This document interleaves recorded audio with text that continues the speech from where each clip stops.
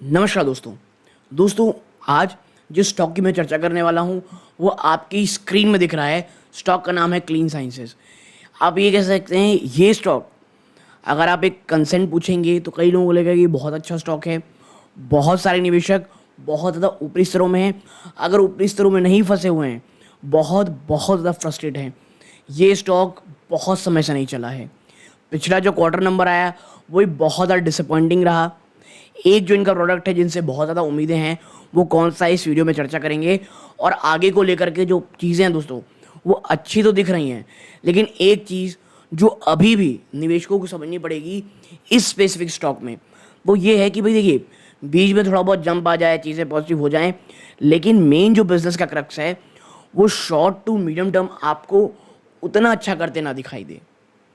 Clean science में अगर आप निवेशित हैं या निवेश की सोच रहे हैं, क्योंकि देखिए पिछले कुछ दिनों में आप देख रहे होंगे स्टॉक में एक अपमूव आता हुआ दिखाई दिया है। मैं जब ये वीडियो रिकॉर्ड कर रहा हूँ ना, ये वीडियो मैं लगभग 11 जून की रात को 1 बजे रिकॉर्ड कर रहा हूँ दोस्तों, ठीक है। तो 12 जून को अगर स्टॉक बहुत ऊपर चला गया हो या गिरावट हो गई हो और गिरने के चांसेस थोड़े से बहुत ज़्यादा लगते हैं बाजार के, अब उसका असर क्या होगा हमको देखना पड़ेगा। लेकिन हाँ, इस प्रकार की चीज़ें हैं। तो क्लीन साइंस में क्या चैलेंजेस हैं और क्यों ये आने वाले समय में कुछ एक आप कह सकते हैं पॉजिटिव सिनेरियो बना सकता है। मैं ऐसा इसलिए कह रहा हूँ कि कंपनी ने जो मैनेजमेंट की कमेंट्री की है वो बहुत शानदार है।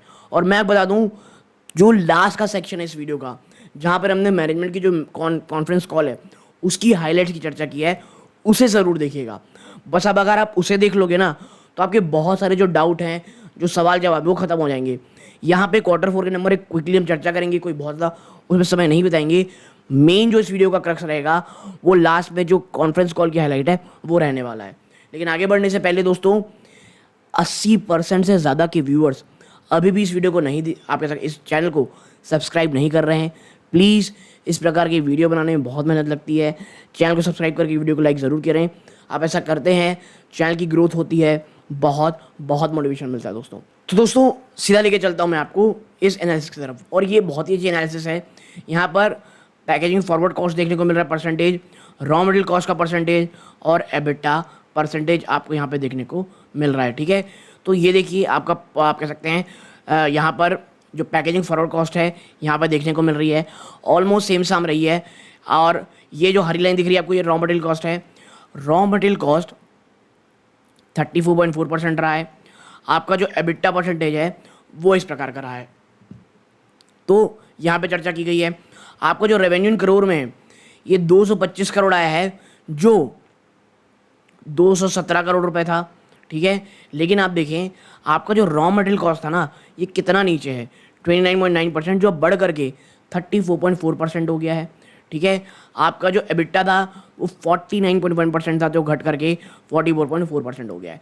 इसकी हम थोड़े अच्छे से चर्चा करेंगे आगे चल के, हम आगे अब करके चर्चा करते हैं। अब देखिए ये है, देखिए रेवेन्यू मिक्स बाय सेगमेंट। जिन्हें जानना है क्लीन साइंस का एक्चुअल बिजनेस क्या है, बहुत अच्छा डायग्राम है ये। और ये जो कंपनी की इन्वेस्टर प्रेजेंटेशंस है वहीं से मैंने दिखाए हैं। आप देखें यहाँ पे जो परफॉर्मेंस केमिकल है 67% का बिजनेस करती है कंपनी। ये इस साल जो फाइनेंशियल 24 आए हैं ये उसके डेटा हैं, ठीक है।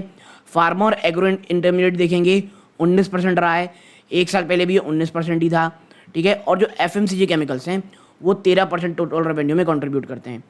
अगर आप ज्योग्राफी देखेंगे कि कौन कौन से स्थान से आता है, चाइना से 22% आ रहा है, भारत से 36% फाइनेंशियल 24 का, यूरोप से 14%, अमेरिका से आप देखेंगे यहाँ पे 17% और रेस्ट ऑफ द वर्ल्ड से 10%। ये पिछले साल का था। तो ये तमाम चीज़ें रहीं। देखिए performance segment profile diversification addition of new product hall, और ये जो HALS है ना, ये क्या केमिकल प्रोडक्ट है, किसमें काम आता है, कौन कौन से ये 770 701 क्या हैं, इसकी पूरी जानकारी मैं आपको कॉन्फ्रेंस कॉल की हाईलाइट पे जो कंपनी ने कहा है वहाँ पे दिखाऊंगा। तो वहाँ पे चर्चा काफ़ी अच्छे से होगी। अभी समझ लीजिए कि ये प्रकार है। फार्मा जो एग्रो सेगमेंट है वहाँ पे डिग्रोथ देखने को मिल रही है। रीज़न जो ग्लाइकोल है दोस्तों, led which recovered in second half में, DG contributed positively to growth. FMCG segment दोस्तों वही पॉजिटिवली कॉन्ट्रीब्यूट किया है ग्रोथ में, और ग्रोथ जो थी वो वॉल्यूम लेड थी, ठीक है। आप देखें जो डोमेस्टिक मार्केट शेयर है वो इम्प्रूव हुआ है। क्यों? जो नए प्रोडक्ट लॉन्च हैं उसके कारण।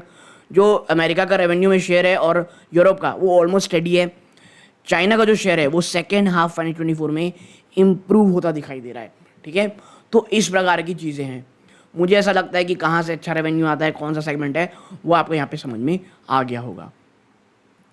आगे बढ़ते हैं, अब बात कर लेते हैं कुछ मेजर हाईलाइट फॉर इन्वेस्टर। देखिए, जो ग्रोथ आउटलुक है ना वो तो पॉजिटिव है क्लीन साइंस का, बट जो हॉल्स है HALS, ये क्या है, हिंडर्ड एमाइन लाइट स्टेबलाइजर्स। ये स्पेशलाइज्ड एडिटिव्स हैं दोस्तों, जो केमिकल मैन्युफैक्चरिंग में काम आते हैं, खास करके प्लास्टिक कोटिंग और अदर पॉलीमेरिक मटेरियल के लिए। यहाँ पर आपको मार्जिन प्रेशर देखने को मिल रहा है, ठीक है। ये प्रकार की चीज़ें, और ये जो हॉल्स है ना, इसको लेकर के कंपनी बहुत ज़्यादा एंथुजियास्टिक थी दोस्तों, ठीक है। और इसीलिए यहाँ पे कहा गया है कि जो रेवेन्यू आपको इंप्रूव देखने को मिल रहा है, run rate seems Q4 2024 should be sustain और बेटर ड्यूरिंग 2025। रेवेन्यू में जो आपको, रेवेन्यू में याद रखिएगा ना, रेवेन्यू में जो जंप देखने को मिल रहा है, नेट प्रॉफिट में नहीं, रेवेन्यू में जंप देखने को मिल रहा है, वो आने वाले समय में आपको थोड़ा इंप्रूव ही होता दिखाई देगा। और जो हॉल्स है वो काफ़ी अच्छा अट्रैक्शन, यानी पॉजिटिव नंबर्स वहाँ से आ रहे हैं, खास करके जो इंडियन कस्टमर है वहाँ से। और and should scale up volume to over 3 आप कह सकते हैं किलोटन पर एनम, ठीक है, फाइनेंशियल 25 में। और जो नई ARB फार्मा इंटरमीडिएट प्लांट है दोस्तों कंपनी की, एंटी रेट्रोवायरल वैक्सीन वाली फार्मा इंटरमीडिएट प्लांट है, जहाँ पर कैपेक्स 300 मिलियन यानी 30 करोड़ रुपये डाला गया है, वो थर्ड क्वार्टर 2025 में कमर्शलाइजेशन शुरू कर देगी दोस्तों, ठीक है। ये याद रखिएगा क्लीन साइंस में, यानी Q3 से आपको कुछ एक नए प्लांट से पैसे आते दिख लेंगे, जबकि जो अदर 2 परफॉर्मेंस केमिकल है दोस्तों वो धीरे धीरे प्रोग्रेस हो रहा है, और वो भी पायलट स्टेज में है, और वो 12 से 18 महीने में कमर्शलाइज उसको भी कर दिया जाएगा। यानी आने वाले 1.5 से 2 महीनों में काफ़ी नए नए प्लांट से आपको पैसे आते दिखाई देंगे, रेवेन्यू इन द सेंस मैं कह रहा हूँ। इतना ही नहीं, आगे आप देखेंगे तो दीज आर ऑल, ये हाई मार्जिन प्रोडक्ट हैं, ठीक है, और एक लार्ज कैपेक्स आउटले रखते हैं, लगभग 1 से 2 बिलियन ईच रुपीज़ के। लेकिन जो हॉल्स की रीज है ना, ये बहुत स्टिफ कंपटीशन पेश कर रही है चाइनीज़ प्रोड्यूसर के साथ, trying to defend their market share and therefore management expect no more than 15% EBITDA। अब देखिए, चाइना बहुत ज़्यादा कोशिश कर रहा है कि अपनी, उनकी जो डोमिनेंट पोजीशन है चाइना की भारतीय बाजार में, वो कम ना हो, जिस कारण कंपनी ये कह रही है कि 15% ज़्यादा उम्मीद तो आप करें ना भैया, ठीक है। अब आप कह सकते हैं यहाँ पे आगे कहा जा रहा है कि शेयर को लेकर के, that await a more reasonable entry point. और मुझे ऐसा लगता है 1200 से 1300 के आसपास एक रीजनेबल एंट्री पॉइंट है, वहाँ पे एक्यूमुलेशन स्टार्ट किया जा सकता है, ठीक है। आप देखें फाइनेंशियल 25 की अर्निंग का जो EPS है उसे 9% इंक्रीज़ किया है दोस्तों। क्यों? क्योंकि कुछ नियर टर्म जो ट्रेंड है वो हमको इम्प्रूव दिख रहे हैं बेस बिजनेस में, जबकि 18% का कट देखने को मिल रहा है फाइनेंशियल 26 के अर्निंग में। और जो EPS फैक्टर्ड हैं दोस्तों वो ऑलरेडी फैक्टर्ड इन हो चुके हैं। और जो हॉल से जो लोअर मार्जिन हमको देखने को मिल रहा है, जो लोअर मार्जिन प्रीवियसली एस्टिमेटेड, वो जो पहले एस्टिमेट किया गया था ना उससे भी कम देखने को मिल रहा है। इसके बावजूद जो EPS का कैगर है 24 से 27 की फाइनेंशियल अर्निंग में, वो एक मजबूत 36% रहता है, due to easy base of financial 24। और एक हेल्दी नई प्रोडक्ट पाइपलाइन आ रही है जहाँ पे इस हाई मार्जिन एक्सपेक्ट किया जा रहा है स्पेशली केमिकल इंटरमीडिएट से, ठीक है। ये प्रकार की चीज़ें हैं। तो लॉन्ग टर्म का नज़रिया अच्छा है, लेकिन शॉर्ट टर्म में कुछ आपको गिरावट, शॉर्ट टर्म में कुछ आपको एक्यूमुलेशन का मौका कंपनी दे सकती है, ठीक है। आगे अगर आप चाहेंगे यहाँ पे यही करेंगे भाई वैल्यूएशन प्रकार की रहेगी, अब इस पर ज़्यादा हम काम नहीं करेंगे। हाँ, ये देखिए, volume growth led to an increase in revenue. इस बार का जो रिजल्ट है ना, वहाँ पे मार्जिन हेल्प नहीं किया है, वॉल्यूम में आपको बढ़ोतरी देखने को मिल रही है। जो इन्वेंट्री डी स्टॉकिंग देखने को मिल रही थी दोस्तों was almost over the company, वो ऑलमोस्ट अब ओवर हो चुकी है। और कंपनी ने एक काफ़ी मजबूत वॉल्यूम जनरेट करते दिखाया है, जिसके रिजल्ट कारण कंपनी ने 17% क्वार्टर ऑन क्वार्टर और 5% ईयर ऑन रेवेन्यू ग्रोथ दिखाई है। और फाइनेंशियल 24 की जो टॉप लाइन है वो कितना रहा है 7.9 बिलियन, जो कि ईयर ऑन ईयर 15.4% गिरावट है दोस्तों, ठीक है। तो वॉल्यूम को लेकर के कंपनी काफ़ी पॉजिटिव दिख रही है, ठीक है। आगे है EBITDA margin impacted by high other expenses. और देखिए इस बार के जो Q4 के नंबर आए ना, खर्चों ने पूरे आप कह सकते हैं रिजल्ट को खराब किया है, ठीक है। आप देखें जो एबिटा रहा वो 94 आप कह सकते हैं मिलियन रुपीज़ कहा गया है, तो 94 करोड़ में था। ठीक है, 10% की गिरावट है ईयर ऑन ईयर, 9.1% की तेज़ी है क्वार्टर ऑन क्वार्टर दोस्तों। ठीक है, और प्रॉफिट ऑफ लॉस लगेगा तो 93 करोड़ आया है और कंसेंसस एस्टिमेट था 91 करोड़ रुपीज़। एबिटा मार्जिन कहाँ है 41.5% में, जो कि पिछले क्वार्टर में क्वार्टर 4 2023 में माफ कीजिए 1 साल पहले 48.5% था और क्वार्टर 3 2020 में 44.5% था। ठीक है, यानी कि 320% में डिक्लाइन देखने को मिल रही है। क्यों? अदर एक्सपेंसेस में बहुत बड़ा जंप आया है और वो मेजरली क्यों आया है? क्योंकि जो CSR खर्चे हैं उनको इंक्लूड किया गया है। ठीक है, जो कंपनी का आप कह सकते हैं सोशल रिस्पॉन्सिबिलिटी रहती है दोस्तों। आगे आप देखेंगे जो अदर इनकम है वो लगभग डबल होते दिखाई दे रहे हैं क्वार्टर ऑन क्वार्टर में, ₹214 मिलियन यानी 14 करोड़ रुपए की, जो पहले 7.5 करोड़ रुपए था इन क्वार्टर 3 ऑफ फाइनेंशियल 24।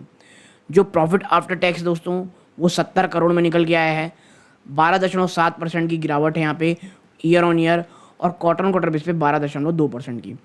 जो प्रॉफिट आफ्टर टैक्स का मार्जिन आया है वो आया है 31% में, जो पहले 37% था और 32% था क्वार्टर 4 ऑफ फाइनेंशियल 23 और क्वार्टर 3 फाइनेंशियल 24 रेस्पेक्टिवली।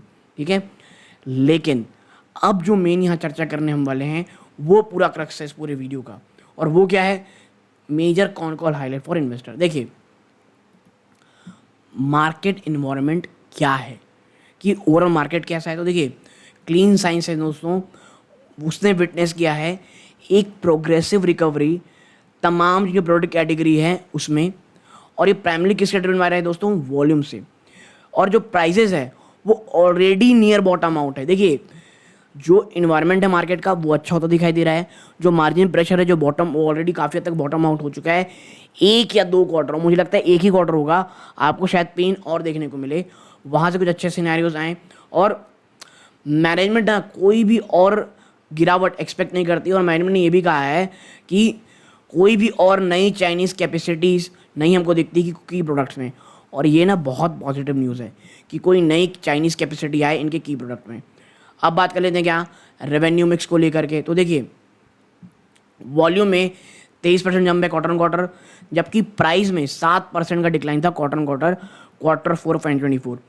4% की रेवेन्यू में जंप थी ईयर ऑन ईयर, और ये वॉल्यूम्स कारण आपको देखने को मिली।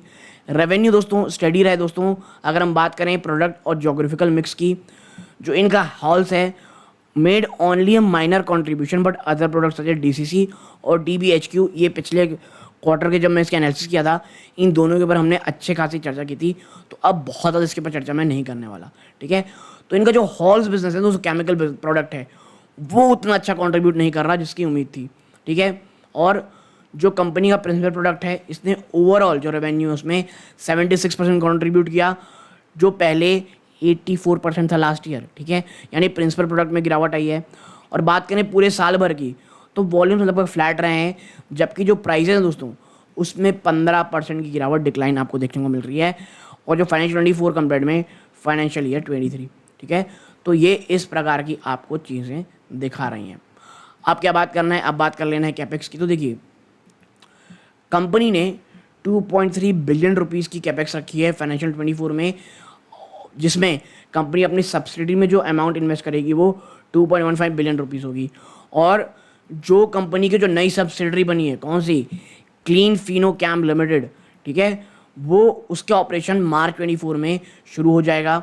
मैनेजमेंट इस प्रोसेस में है of deciding on the next leg of capex कि भाई अब आने वाले समय कहाँ पे हम अपना कैपेक्स लगाना है, और will announce it in due course. और आने वाले कैपेक्स इस तरह रहेंगे, ये आने वाले समय कंपनी बताएगी।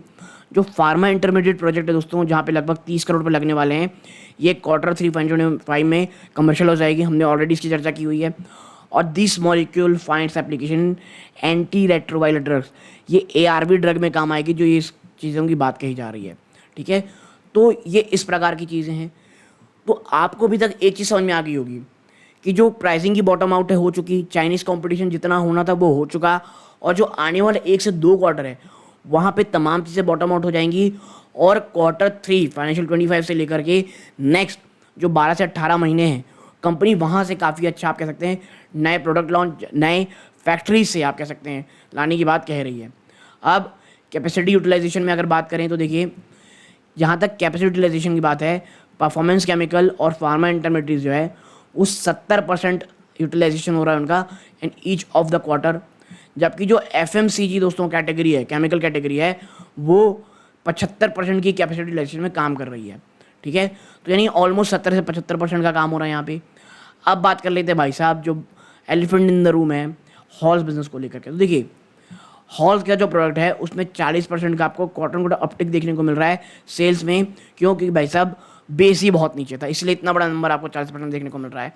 और रीजन था वॉल्यूम्स। जो इंडियन मार्केट है दोस्तों, जो मार्केट है जो क्लीन साइंसेस के लिए, यूवी स्टेबलाइजर के लिए, it is selling this product through monthly agreement.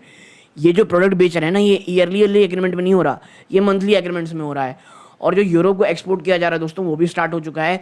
जबकि साउथ ईस्ट एशिया की जो सेल्स है और मिडिल ईस्ट की सेल है वो भी अब हो रही है। यानी कुछ पॉजिटिव सिनेरियो आपको यहाँ आते हुए दिखाई ज़रूर से ज़रूर दे रहे हैं। ठीक है, अब अगर हम अगला चर्चा करें ये प्रोडक्ट की, किसकी, हॉल 701, जो मैंने आपसे कहा था ना ऊपर कि 701 और अन्य जो प्रोडक्ट है उसकी चर्चा हम करेंगे। तो देखिए ये जो प्रोडक्ट है ना हॉल 701, ये यूज़ किया जाता है वाटर ट्रीटमेंट इंडस्ट्री में, और it's a major market in outside India. और भारत के बाहर ये बहुत बड़ा मार्केट है। लगभग तमाम जो मेजर ग्लोबल अकाउंट हैं वो ऑलरेडी अप्रूव कर चुके हैं इस प्रोडक्ट को, और कंपनी ने ट्रायल शिपमेंट्स भी शुरू कर दिए हैं। जी हाँ, और मैंने भी एक्सपेक्ट कर रही है कि 1 किलो टन पर एनम आप कह सकते हैं of sales volume in next 3 to 5 month. ठीक है, तो ये जो हॉल 701 है जो वाटर ट्रीटमेंट में काम आता है, वहाँ पर आने वाले समय में काफ़ी अच्छी पॉजिटिव होती हुई चीज़ें दिखाई देंगी। और क्लीन साइंस टेक्नोलॉजी दोस्तों, ये पहली नॉन चाइनीज़ प्रोड्यूसर है हॉल 701 की, और इसीलिए चाइना इतनी भयंकर तरीके से डंपिंग कर रहा है अपने मार्केट शेयर को, आप कह सकते हैं, बचाने के लिए, इन डिस्टिंक्ट एडवांटेज। ठीक है, अब बात करते हैं नेक्स्ट प्रोडक्ट की, क्या है हॉल 770। देखिए हॉल 770 में ना क्लीन साइंस ने ऑलरेडी 50% जो मार्केट है, इंडियन मार्केट है, वो ऑलरेडी कैप्चर कर लिया है, और ये 60 से 65% तक पहुंचेगी आने वाले 3 से 4 महीनों में। Very positive news. करंटली आप देखोगे तो इंडिया लगभग 200 से लेकर के कह सकते हैं 250 आप कह सकते हैं टन TPM को इंपोर्ट करता है, और कंपनी लगभग 100 और 110 TPM सेल करती है इंडियन मार्केट में। और जो प्रोडक्ट सेल किया जाता है दोस्तों डोमेस्टिक मार्केट में, वो 2.5 से 3% डिस्काउंट जो इम्पोर्ट प्राइस होता है उससे किया जाता है। ठीक है, आप समझ रहे हैं इस चीज़ को, यानी जिसमें इम्पोर्ट किया जाता है उससे भी 2.5 से 3% कम रेट में यहाँ बेचा जाता है। और जो प्रोडक्ट है उसे शिप कहाँ किया जाता है, यूरोप और मिडिल ईस्टर्न मार्केट में, और कंपनी नॉर्थ अमेरिकन क्लाइंट से ही बात कर रही है। मैंने भी नहीं एक्सपेक्ट करती है कि सेल्स 200 TPM पहुँच जाएंगे बाई मार्च 2025। और there are 3 steps in the process to manufacture Hall 770 compared to 7 steps to manufacture 944। तो ये जो प्रोडक्ट है ये जल्दी भी बनता है। ठीक है, और इसकी डिमांड भी बहुत अच्छी है। तो आपने हॉल्स को देखा जो 2 नए प्रोडक्ट हैं, और क्यों कंपनी इतना ज़्यादा फोकस कर रही है इसमें आने वाले समय में, और चाइना क्यों इतना रैटल्ड है। ओके, आप देखें जो CST है वो हॉल 622 और 944 ये कुछ आने वाले हफ्तों में लॉन्च कर देगी।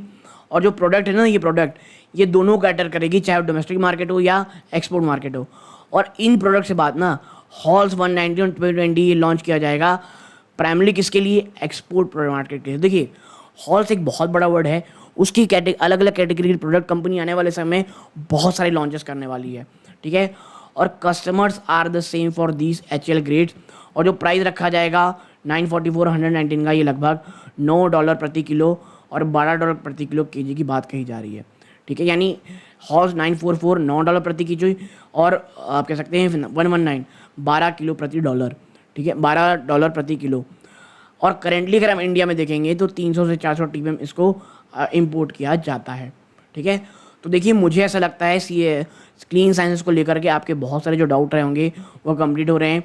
आप देखें यहाँ पे वही कहा गया है कि जो HL के प्रोडक्ट कैटेगरी है, हॉल्स की जो प्रोडक्ट कैटेगरी है, वो स्टेप कंपटीशन फेस कर रहे हैं चाइना के थ्रू, और जो मार्जिन है इन प्रोडक्ट की ये 15% से कम ही रहने की बात कही जा रही है पूरे के पूरे फाइनेंशियल 25 में। बट मार्जिन एक्सपेक्ट किया जा रहा है ये 25% जाएंगे एक बार जो फुल यूटिलाइजेशन ऑक्यूर हो जाएगी।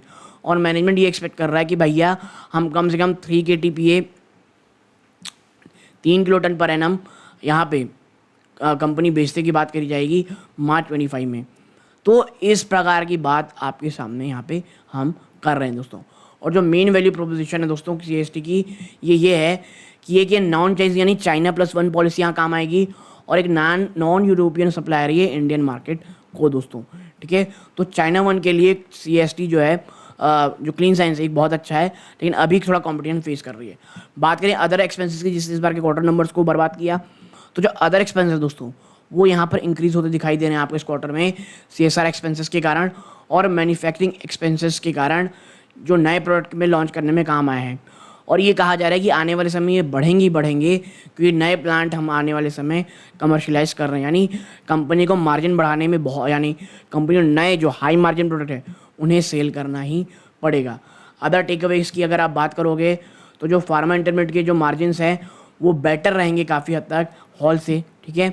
जो टैक्स रेट है दोस्तों CST में और क्लीन फिनोकेम लिमिटेड में, ये 25% CST में और 15% CFCL में रहेंगी, ये बात कही जा रही है।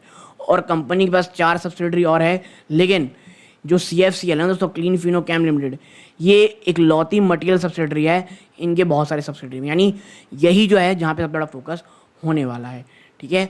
और अब आते हैं यहाँ पे last but not the least, Vinati Organics, जो आप कह सकते हैं आप कह सकते हैं बड़ा प्रोडक्ट लॉन्च करने वाली थी, जो उसका कंपटीशन थी, वो अभी भी इन्होंने MEHQ को लॉन्च नहीं किया है दोस्तों। तो मुझे ऐसा लगता है ओवरऑल आपके जो तमाम सवाल हैं क्लीन साइंस को लेकर कंप्लीट हो चुके होंगे कि हॉल्स क्या, उसकी पॉजिटिविटी क्या निगेटिविटी है, आने वाले समय में कंपनी कहाँ पॉजिटिव है कहाँ निगेटिव है, वो तमाम सवालों के जवाब आपको इस वीडियो में मिल चुके होंगे। चैनल पहली बार आए, सब्सक्राइब करके वीडियो को लाइक ज़रूर कीजिएगा। ये इस वीडियो का अंत है। जय हिंद दोस्तों।